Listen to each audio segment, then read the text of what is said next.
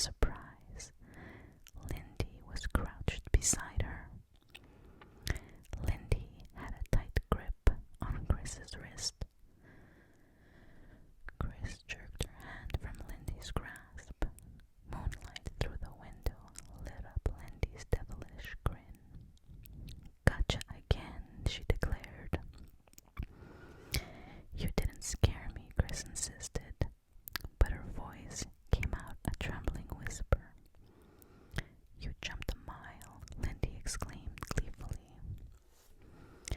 "You really thought the dummy grabbed you?" "Did not," Chris replied. She hurried to her bed. "What were you doing up anyway?" Lindy demanded. "Were you messing with Slappy?" "No. I had a bad dream," Chris told her. "I just went to look out the window." Lindy snickered. "You should have seen the look on your face." Look on your face. "I'm going back to sleep. Sleep. Leave me alone," Chris snapped. She pulled the covers up to her chin. Lindy pushed the dummy back to a sitting position. Then she returned to her bed, still chuckling over the scare she'd given her sister.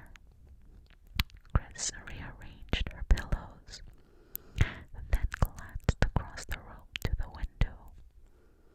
The dummy's face was half covered in shadow now, but the eyes glowed as if he were alive, and they stared into hers as if they were trying to tell her something.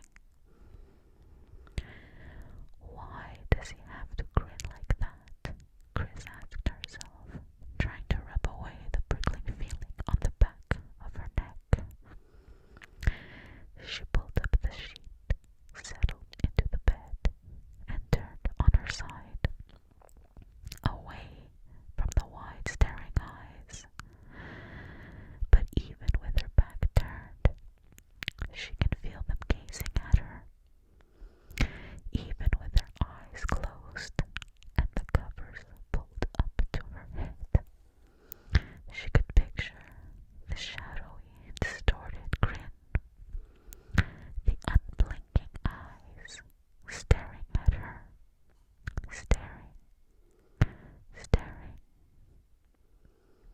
She drifted into an uncomfortable sleep, drifted into another dark nightmare. Someone was chasing her. Someone very evil was chasing her. But who? On Monday afternoon, Lindy and Chris both stayed after school to rehearse the spring concert. It was nearly 5 when they arrived home, and they were surprised to see their dad's car in the driveway. "You're home early," Chris exclaimed, finding him in the kitchen, helping her mother prepare dinner. "I'm leaving tomorrow for a sales conference in Portland," Mr. Powell explained, peeling an onion over the sink with a small paring knife. "So I only worked half a day today." "What's for dinner?" Lindy asked. "Meatloaf," Mrs. Powell replied, "if your father ever gets the onion peeled." "There's a trick to not crying when you peel an onion," Mr. Powell said, tears rolling down his cheeks. "Wish I knew it." "How was chorus rehearsal?" Mrs. Powell asked, kneading a big ball of red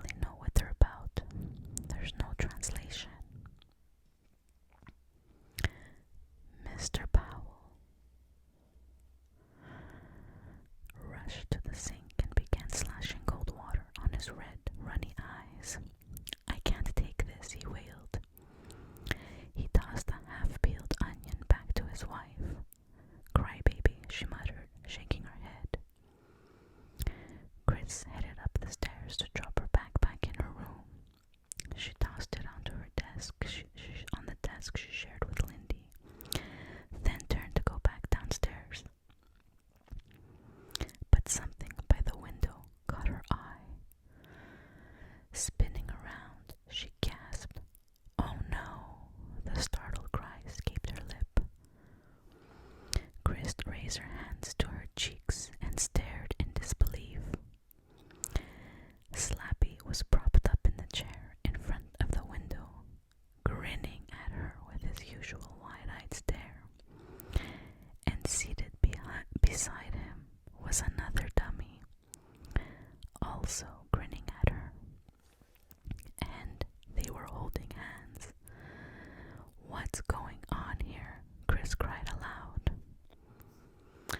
Chapter 6. I'm just gonna take a little drink.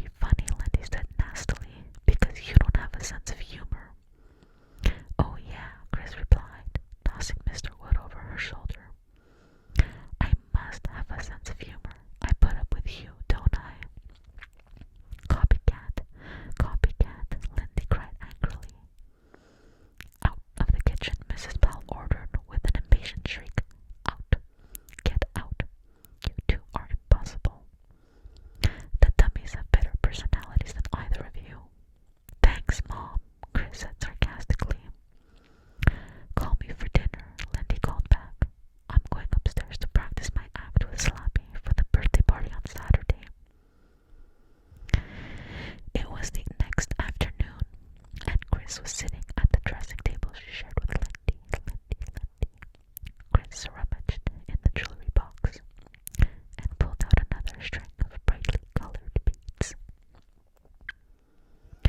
She slipped them over her head and untangled them from the other 3 strands of beads she was wearing. Then she gazed at herself in the mirror, shaking her head to better see the long dangling earrings. I love my junk jewelry collection, she thought, digging into the depths of the wooden jewelry box to see what other treasures she could pull out. Lindy had no interest in the stuff. I apologize for the background noise. I have new neighbors that just moved in next door, and I'm in my bedroom, but that wall right where I'm pointing is connected to their kitchen, so on the other side of this wall is their kitchen. And for some reason, even though it is 12:20 a.m., they're still awake and talking in their kitchen. But I don't have any control over that, so we're just gonna continue. Lindy had no interest in the stuff, but Chris could spend hours trying on the beads, fingering the dozen of little charms, running her fingers over the plastic bracelets, jangling the earrings. Her jewelry collection always cheered her up. She shook her head again, making the long earrings jangle. A knock on the bedroom door made her spin around. "Hey Chris, how's it going?" Her friend Cody Matthews stepped into the room. He had straight white blonde hair and pale gray eyes and a slender, serious face. Cody always looked as if he were deep in thought. "You ride your bike over?" Chris asked, removing several strands of beads at once and tossing them into the jewelry box. "No, walked," replied Cody. "Why'd you call? You just want to hang out?" "No." Chris jumped to her feet. She walked over to the chair by the window and grabbed Mr. Wood. "I wanted to practice my act." Cody groaned. "I'm the guinea pig." "No, the audience. Come on." She led him out to the bent, old maple tree in the middle of her backyard. The afternoon sun was just beginning to lower itself in the clear spring blue sky. She raised one foot against the tree trunk and propped Mr. Wood on her knee. Cody sprawled on his back in the shade. "Tell me if this is funny," she instructed. "Okay, shoot," Cody replied, narrowing his eyes in concentration. Chris turned Mr. Wood to face her. "How are you today?" she asked him. "Pretty good, knock wood," she made the dummy say. She waited for Cody to laugh, but he didn't. "Was that funny?" she asked. "Kinda," he replied without enthusiasm. "Keep going." "Okay." Chris lowered her head so that she was face to face with the dummy. "Mr. Wood," she said, "why were you standing in front of the mirror with your eyes closed?" "Well," answered the dummy in a high-pitched, squeaky voice, "I wanted to see what I look like when I'm asleep." Chris tilted the dummy's head back and made him look as if he were laughing. "How about that joke?" she asked Cody. Cody shrugged. "Better, I guess." "Aw, you're no help."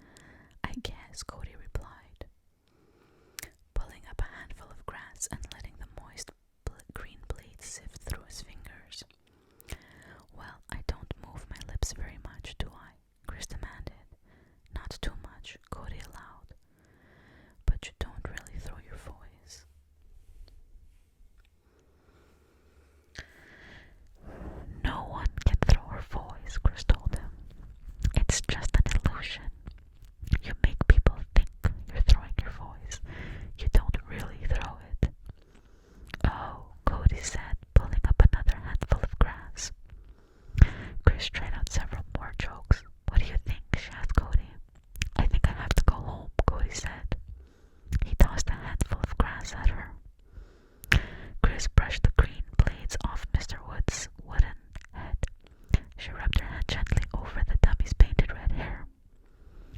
"You're hurting Mr. Woods' feelings," she told Cody. Cody climbed to his feet.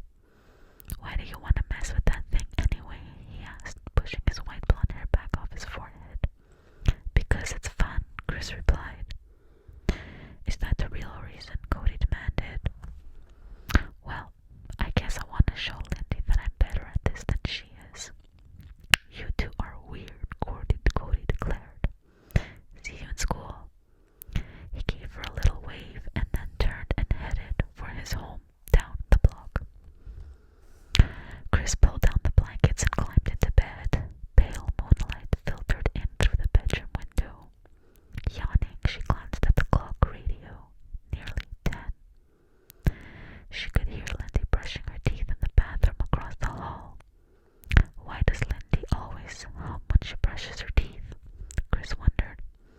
How can one twin sister do so many annoying things? She gave Mr. Wood one last glance. He was propped in the chair in front of the window, his hands carefully placed in his lap, his white sneakers hanging over the chair edge. He looks like a real person, Chris thought sleepily. Tomorrow I'm gonna check out some good joke books from the library at school. I can be funnier than Lindy. I know I can. She settled back sleepily on her pillow. I'll be asleep as soon as we turn off the lights, she thought. A few seconds later, Lindy entered the room wearing her nightshirt and carrying Slappy under one arm. "You asleep?" she asked Chris. "Almost," Chris replied, yawning loudly. "I've been studying for the math final all night. Where have you been?" "Over at Alice's," Lindy told her, setting Slappy down in the chair beside Mr. Wood. "Some kids were over and I practiced my act for them. They laughed so hard, I thought they'd split a gut. When Slappy and I did our rap routine, Alice spit her chocolate milk out her nose. What a riot." "That's nice," Chris said without enthusiasm. "Guess you and Slappy are ready for Amy's birthday party on Saturday." "Yeah," Lindy replied. She placed Slappy's arm around Mr. Wood's shoulder. "They look so cute together," she said. Then she noticed the clothing neatly draped over the desk chair. "What's that?" she asked Chris. Chris raised her head from the pillow to see what her sister was pointing at. "My outfit for tomorrow," she told her. "We're having a dress-up party in Mrs. Finch's class. It's a farewell party for Margot, you know, the student teacher." Lindy stared at the clothes. "Your Betsy Johnson skirt, your silk blouse. We're supposed to get really dressed up," Chris said, yawning. "Can we go to sleep now?" "Yeah, sure." Lindy made her way to her bed, sat down, and clicked off the bedside table lamp. "Are you getting any better with Mr. Wood?" she asked, climbing between the sheets. Chris was stung by the question. It was such an obvious put-down. "Yeah, I'm getting really good. I did some stuff for Cody out in the backyard." Cody laughed so hard he couldn't breathe. Really, he was holding his sides. "He said Mr. Wood and I should be on TV." "Really?" Lindy replied after a long moment's hesitation. "That's weird. I never thought Cody had much of a sense of humor. He's always so grim. I don't think I've ever seen him laugh." "Well, he was laughing at Mr. Wood and me," Chris insisted, wishing she were a better liar. "Awesome," Lindy muttered. "I can't wait to see her act." "Neither can I," Chris thought gloomily. A few seconds later, they were both asleep. Their mother's voice calling from downstairs awoke them at 7 the next morning. Bright morning orange sunlight poured in through the window. Chris could hear birds chirping happily in the old maple tree. Rise and shine, rise and shine." Every morning Mrs. Powell shouted up the same words. Chris rubbed the sleep from her eyes, then stretched her arms high over her head. She glanced across the room, then uttered a quiet gasp. "Hey, what's going on?" She reached across to Lindy's bed and shook Lindy by the shoulder. "What's going on?" "Huh?"